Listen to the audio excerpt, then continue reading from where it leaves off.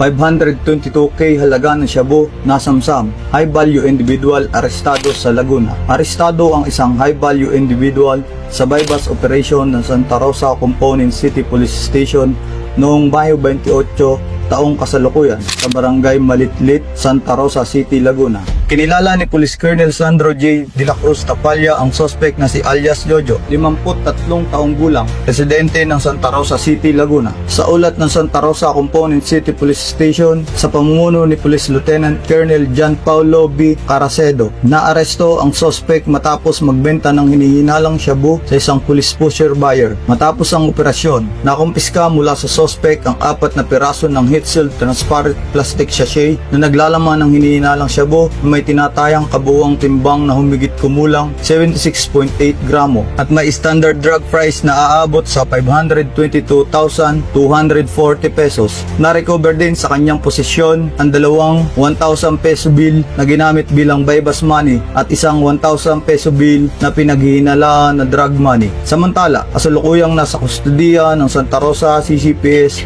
ang naarestong suspect habang inihahanda ang mga kakukulang dokumento para sa pagsasampa ng kasong paglabag sa Republic Act 9165 o ang Comprehensive Dangerous Drug Act of 2002. Sa pahayag ni PD Tapalla, patuloy na pinaigting ng Laguna PNP ang kampanya laban sa illegal na droga upang maprotektahan ang ating mga pamilya at lalo na ang kabataan. Malinaw ang mensahe na walang puwang sa Laguna ang mga sangkot sa illegal na droga at patuloy na tutugisin at pananagutin sa ilalim ng batas. Mula dito sa Laguna Police Provincial Office, ako ang inyong PNN correspondent, Police Corporal Elvis Calzado, alagad na batas, taga-taguyod ng Balitang Pulis.